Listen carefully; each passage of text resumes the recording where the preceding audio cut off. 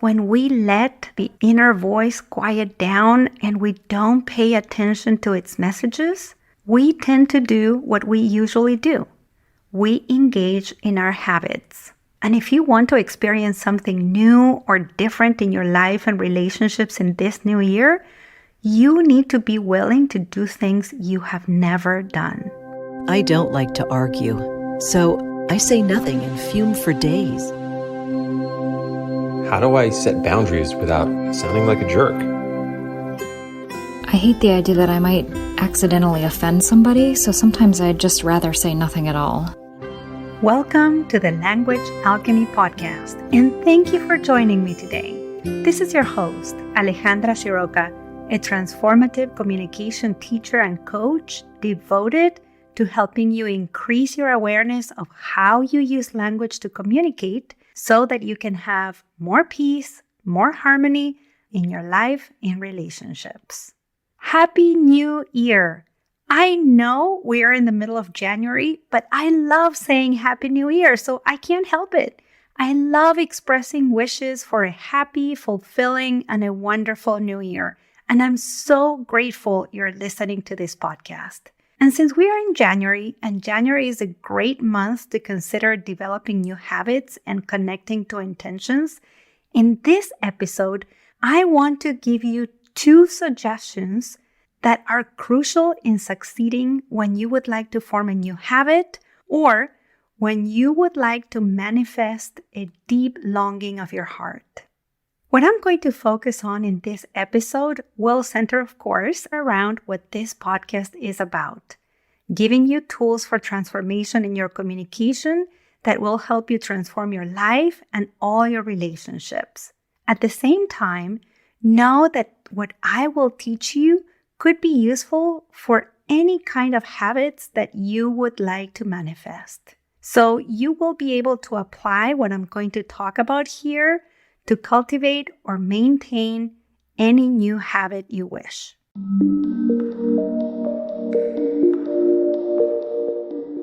Have you ever had the experience of hearing an internal message?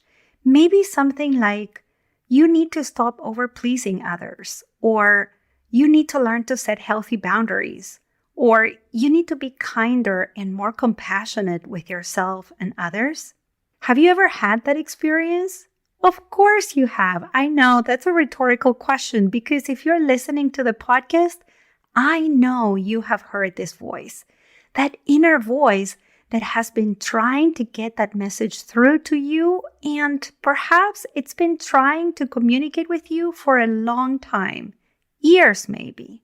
Now, even though this voice has different names, some people call it intuition, others call it the longings of your deeper heart, your essential voice, your wisdom voice, your soul, your gut, whatever you want to call it, it's important to know that that inner voice is a non-judgmental and kind voice that uses very direct language to guide you. In simple terms, we could say that this voice is encouraging you to create or maintain useful and beneficial habits that would enrich your life. And as you're listening now, maybe you're remembering a message or a set of messages that your inner voice has been communicating to you, especially lately because maybe you sat down to reflect on what you would like to experience in your life and relationships in this new year, or maybe you spent some time journaling, or maybe you downloaded the intention setting framework I offered you in podcast 25. I'm going to add the link in the show notes if you haven't checked it out. But in that podcast, I offer you the proven roadmap to sustainably bring forth your New Year's intention. So you can find that in the show notes.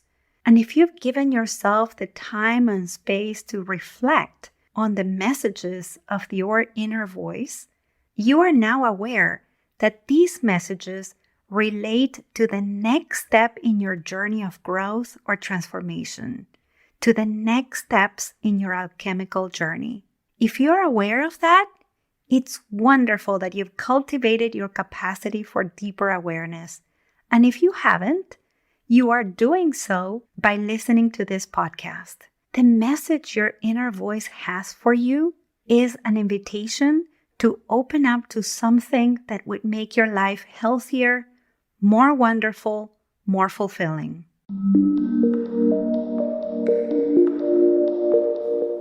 Now, sometimes when we hear this inner voice, even though the message offers a great positive outcome, we experience resistance or doubt. We experience resistance because the kind of invitation this voice is making will require us to engage in some difficult or effortful actions or in actions that we don't know how to take. In some other occasions, we may not have much resistance. We are completely on board and we intellectually understand that learning to follow that message could be very beneficial, not only for us, but for everyone around us. But we feel doubt because we don't really know where or how to start. And when we hold on to these feelings of resistance or doubt, we don't take any action. And that voice may quiet down. We may know it's there, but we barely hear it. And in time, we forget all about it. I know because I've been there. And many of my coaching clients I've worked with and my transformative communication students I've supported, they told me that they've had the same experience.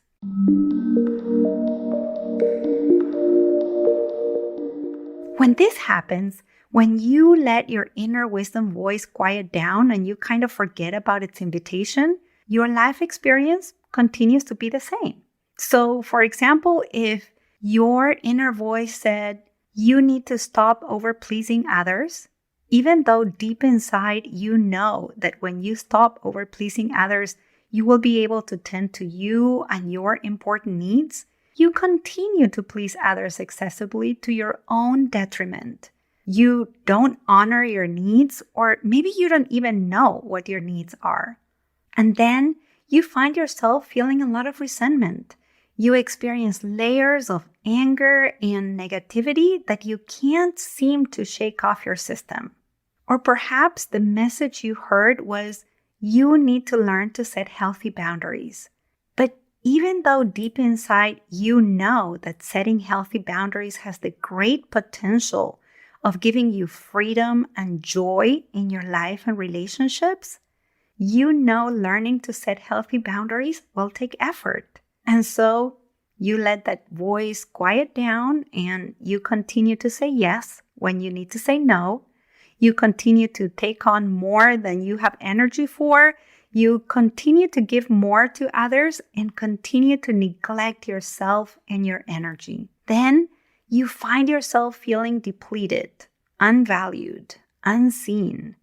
And sometimes you feel sort of trapped, like there's no way out, and this brings you down. Or if the message you heard from your inner voice was, you need to be kinder and more loving to others and to yourself, and you know that your life would be so much better with more gentleness and more warmth, when you let this voice quiet down, you continue to get reactive with others, to engage in harsh self-criticism, or to communicate with yourself and others in ways that you later regret. So you find yourself feeling embarrassed, guilty, or ashamed. This is all because when we let the inner voice quiet down and we don't pay attention to its messages, we tend to do what we usually do. We engage in our habits. And if you want to experience something new or different in your life and relationships in this new year, you need to be willing to do things you have never done.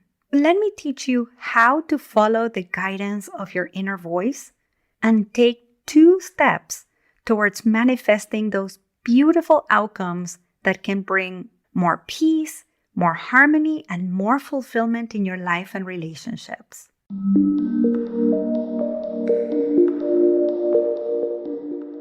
If right now you're noticing your inner voice saying that you would like to experience more in your life or in your relationships, then it's time to reflect on how you're setting up your external day-to-day world. That is to say, who and what you're being influenced by.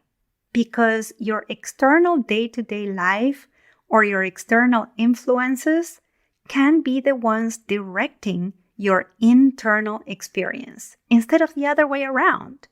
So be aware of that. Let me give you an example from my own life. During the late 90s, the word yoga came to me as a strong message from my inner voice. At that time, I was living in the Caribbean and I had no idea what yoga was. Somehow, that inner voice was clear about letting me know that the outcome of yoga could be self-knowing.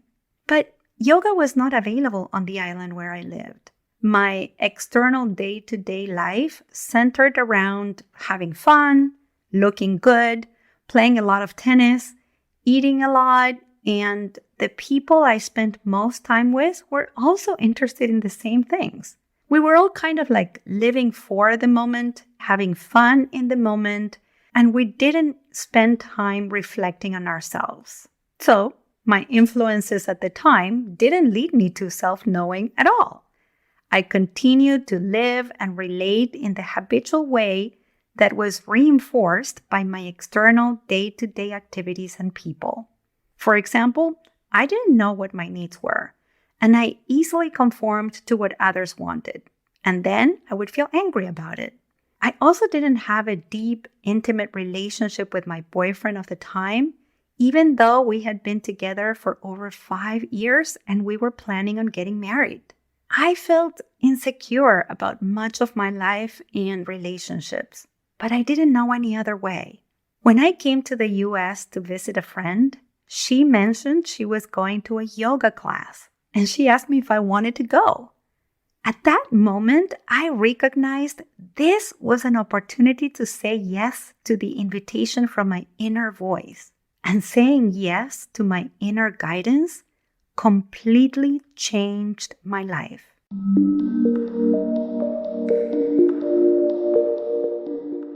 It changed my life because I shifted my external day-to-day world and started to be influenced by people and activities that centered around yoga and inner knowing.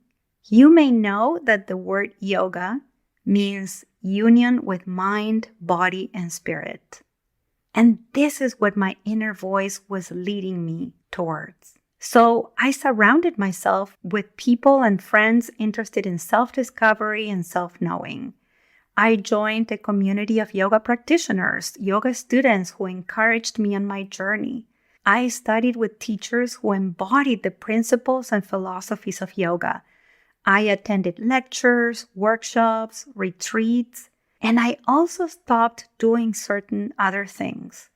I stopped spending time watching TV, and I spent more time reading about self-discovery, self-knowing, and the path of transformation. I also ended the relationship with my boyfriend, and I chose to spend time learning to have deep conversations with people who, like me, were seeking a life of inner knowing, of union between body, mind, and spirit.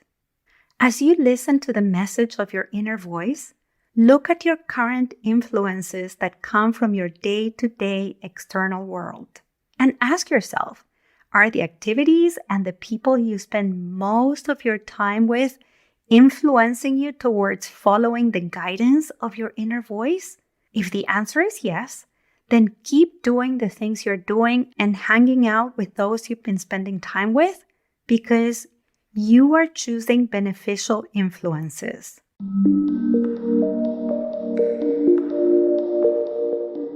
And if after listening to your inner voice, you notice that your current influences are not supporting you in following your inner guidance, then you need to do 2 things.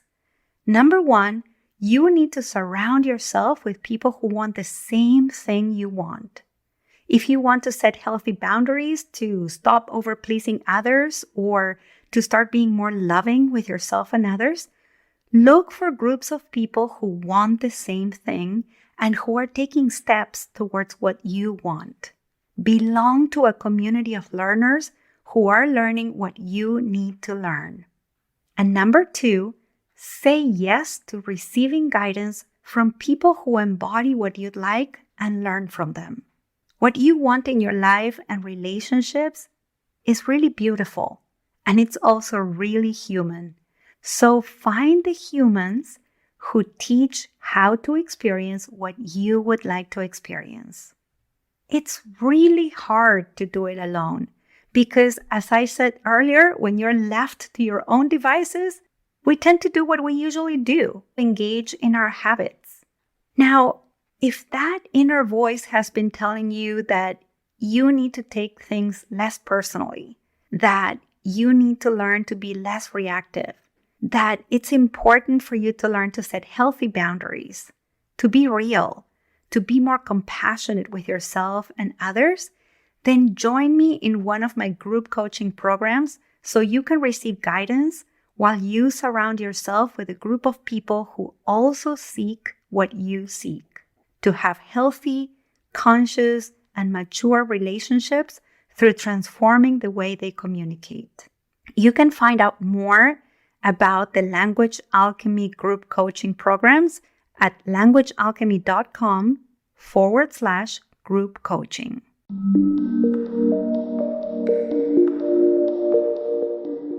And now, let's recap what you've heard in this episode. In this episode, we talked about the inner voice that gives you important messages that point to your growth and transformation. We also talked about what happens when we let the voice quiet down and stop listening to it because we experience resistance or doubt. Then, I offered you a question to reflect on your external day-to-day influences. After that, I gave you 2 things for you to do. Number 1, to look for people who are looking for the same things you're looking for and who can affirm your choices and cheer you on the journey of transformation.